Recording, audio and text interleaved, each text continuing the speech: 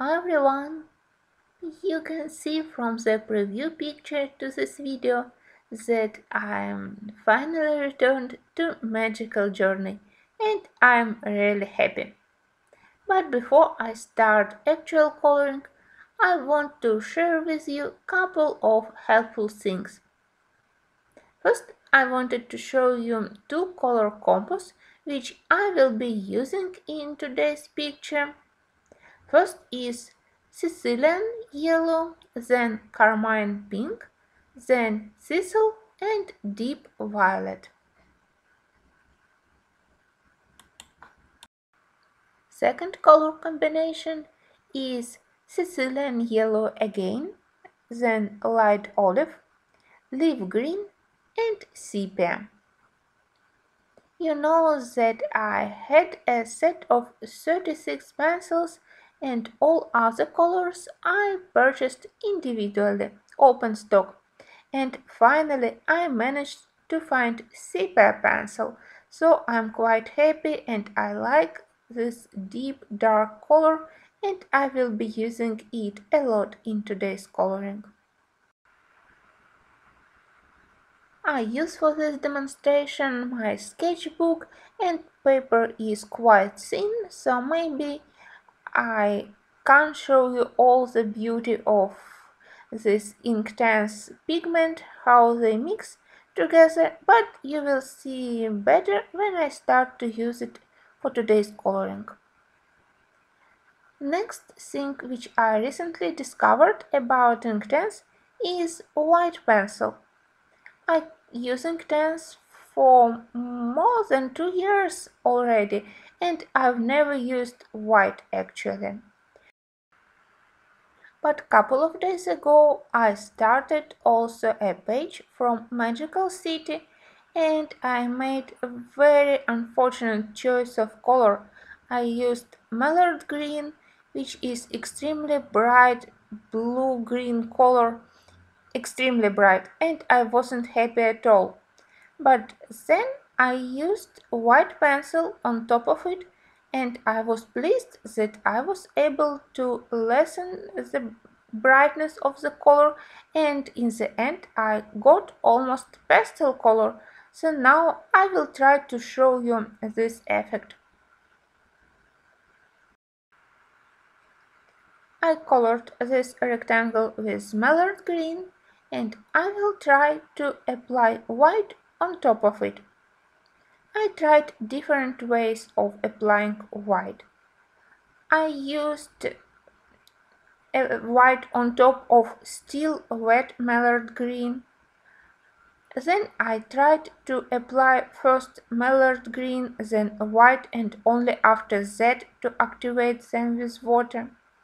Or in the third way, I colored with mallard green, I let it dry and I applied white on top of already dried pencil, and in all three ways I was able to lessen and to lighten color. In my opinion, the most visible result I can get when I use white pencil on top on already dried dark pencil, and I think that it will be helpful in my future coloring. Third thing which I wanted to explain is about mid-vermilion, also a trick which I will be using in today's coloring. All pictures of Lizzie Mary Cullen are famous of these twirls. Sometimes they represent forms, sometimes they represent clouds, sometimes they represent swirls, and today I will be coloring them with just one pencil, but still I will get something like gradient coloring.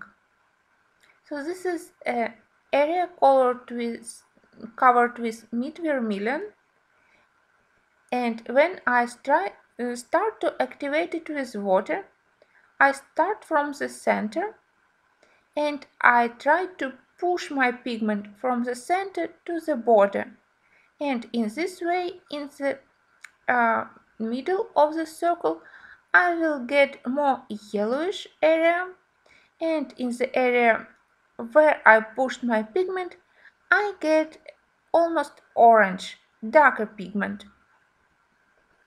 I know that this paper is not very good for this demonstration, but again you will see it on my today's project. I hadn't touched books by Lizzie Mary Cullen at least for a couple of months, and when I finally started to color them again a couple of days ago, as I said, I had a very strange feeling, like I lost all my knowledge about inktanks, how they behave, how much water I have to apply for magical city paper or magical journey paper, and also I almost forget which pencil, which color combos look together nicely. So I was quite disappointed with my first attempt to color in Magical City.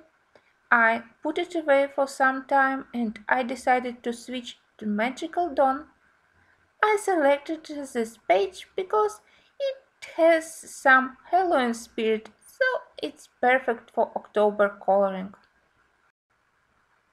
I made a quick Google research and I discovered that Cook is a railway station and a crossing loop in South Australia, and it was built in 1917 as a part of Trans-Australian Railway, and it helped to organize so-called tea and sugar train, which helped to provide distant towns in South Australia with basic supplies. But in 1997, railway was privatized and owners don't need this town for railway support. So in 2009, population of Cook has only 4 people. So basically it's a ghost town now.